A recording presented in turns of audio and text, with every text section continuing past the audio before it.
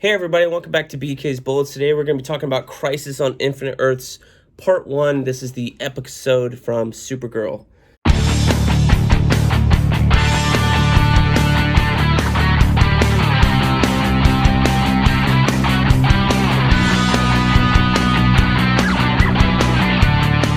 So I'm here on travel again. You're seeing me in person. We're not just looking at books and stuff that I've bought. I've got a little whiskey here.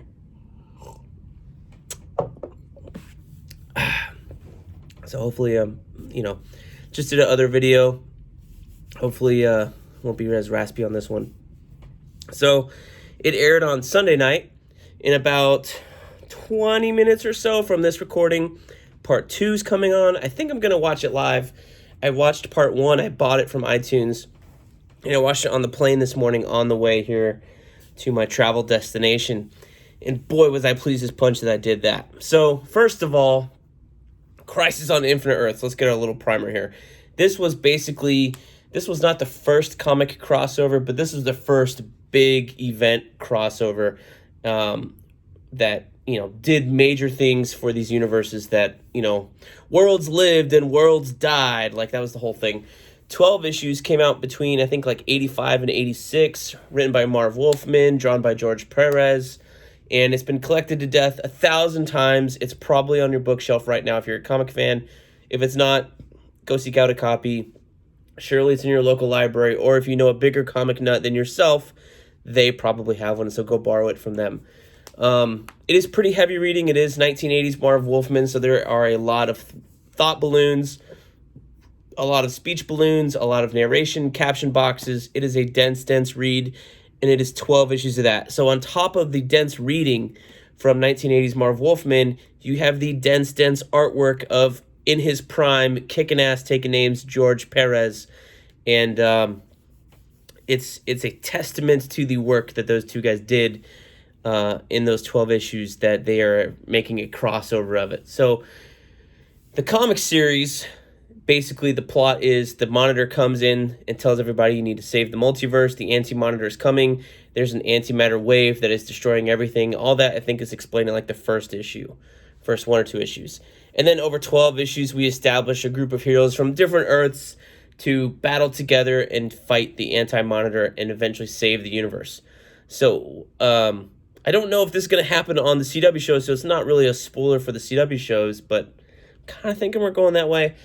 The multiverse is basically destroyed, and at the end of Crisis on Infinite Earths, the comic book series, there was only one Earth at that point.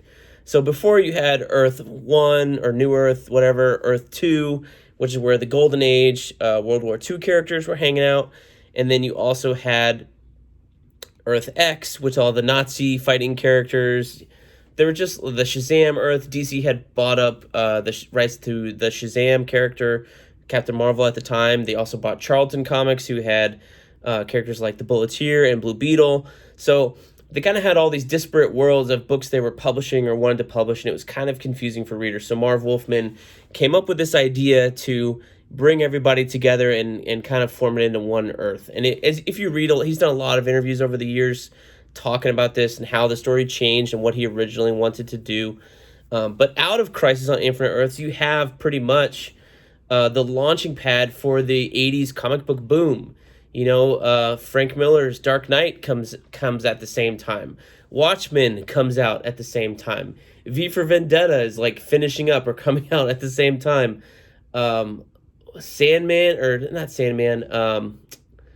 What was it? I think maybe Swamp Thing was also coming out like early in the 80s. So this is right in the heyday of the 80s comics boom. This big crossover miniseries extravaganza. So yeah, big things happening with smaller stories with certain characters, and then the actual universe has a big story as well that spans across the ages. So after everything gets consolidated, you have the Man of Steel miniseries with John Byrne basically rebooting Superman from state number 1, and new origin, new childhood, new relationships, all that stuff comes out of Crisis on Infinite Earths.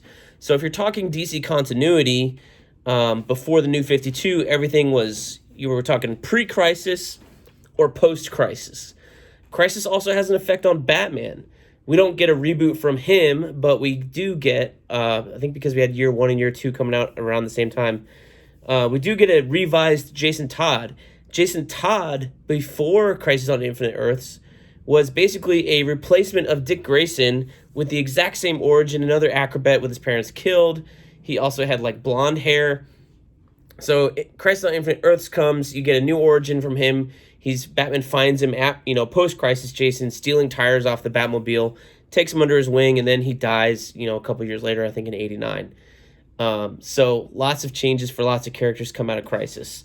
Now, the CW show has been building this stuff or laying hints, whatever. Even if it never came to fruition, it was still cool to see these things happen. Namely, the first thing that we got was, on Arrow, you had Diggle's wife, Lila. Her name is Lila Michaels. Now, in the comic book series, we first met this character called Harbinger, and her name is Lila Michaels. So once Lila shows up, everybody goes, oh, that's Harbinger. Are we laying a seed for Crisis here? Are they going to do a Crisis crossover? I think, they'd done Elseworlds year before, Crisis on Earth X, and World's Finest. They were just doing like a little bit here, a little bit here, a little bit here. And now we have Crisis on Infinite Earths. It's a 5-part crossover. We're going to get 3 parts this week, Sunday, Monday, Tuesday. And then we have a winter break, basically. And then mid-January, we get parts 4 and parts 5 with the Arrow episode and the Legends of Tomorrow episode, which is actually their season premiere, if I'm not mistaken. So that is pretty cool. So this is the biggest crossover they've ever done on the CW. I think they had like 3 before or 4, and they're bringing every show in. Like even Black Lightning is in on this crossover this year. I don't know if they're going to get him tonight or not. I'm trying to figure out the time so I'm not late for my Crisis date. We got 10 minutes. Okay, so this episode was cool, and it wasn't also like, it's kind of meh, but I really liked the beginning. You can't go wrong with all these cameos in the very beginning. Robert Wall, Alexander Knox from Batman 89. Did you see that he was on Earth 89, and he's holding up a newspaper with like a drawing of the 89 Batman suit? So basically they're saying like it's a wink to that's in continuity, and he's, pulls it down, and there's Alexander Knox or Robert Wall. I was like, oh my gosh, it's the main reporter guy from the first movie that got written out in every subsequent movie.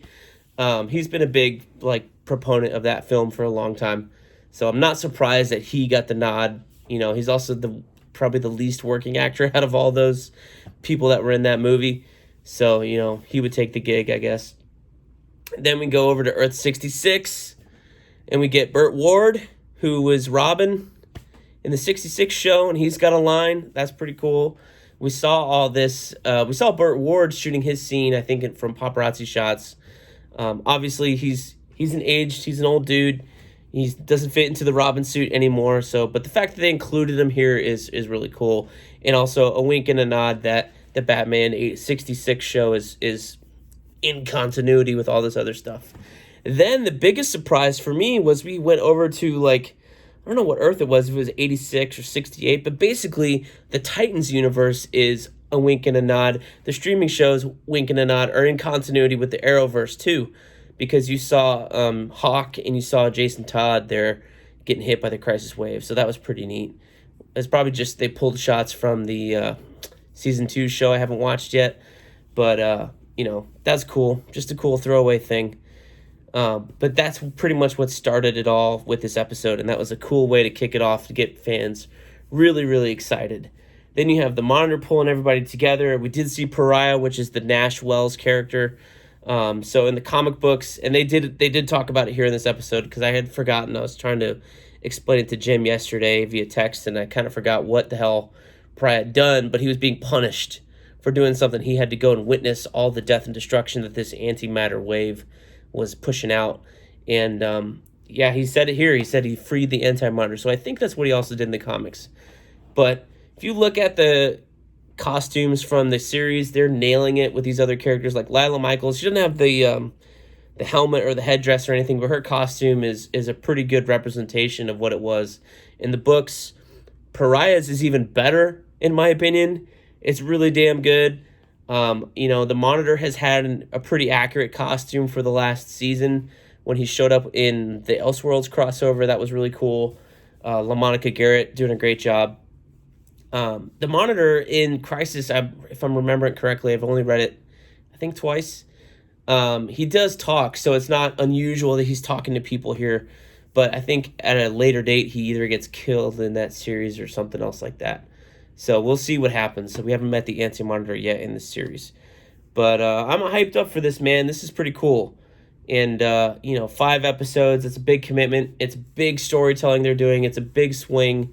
And it just shows that the people behind these shows are greenlighting things that fans want and fans really think are cool. And it's also hopefully going to get new readers to the comics to get them to go out and borrow a copy or buy a copy, whatever they want to do with Crisis. So who knows? Speculation, I think if they're doing a adaptation of Crisis, that we're going to get a amalgamation at the end of this of all the CW Earths, and everybody will take place on the same Earth. So right now, basically, you had Supergirl in a separate universe, the way her show launched with CBS. Then they said, oh, we'll do a crossover. And I think the first, second, or third crossover they did, it was actually Supergirl one night on CBS, and then you came over for Arrow and The Flash the following 2. Then, I think after one season, CBS said, no thanks, but CW said, yes, please, and they inherited, Supergirl and all that into their lineup. So now it's no big deal to do a crossover. But, so I think, yes, in the first episode, they did destroy Supergirl's Earth. So she's got nowhere to live, so I think they're all going to come to Earth 1, and they're going to make that the CW Earth after this. And we'll see. Maybe in a couple years we'll get Infinite Crisis or the New 52, or, there's ways they're going to keep this going. It's just a cash cow for them. If they're doing this big crossover, this is definitely successful. So I'm excited to see it. Also, I did watch the Crisis Aftermath talking special with Kevin Smith. It was on the CW app. It's a little bit hidden. You kind of got to find it. The easiest way to find it is to Google search it and pull up the website that has it and then say open in the app if you're watching on your phone like me. But basically, it should be under the Crisis tab. And then, sometimes on the iOS app, I would hit it. It would go to the Supergirl episode. And the other times I would hit it and it would go to the Aftermath talking episode.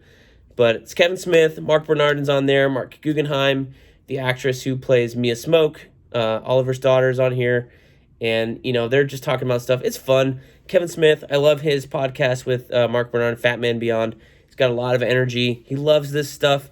He's a director of a lot of, some of these episodes. You'd think he does 1 or 2 a season between Supergirl and The Flash. So he loves this stuff. He's the right guy to host it.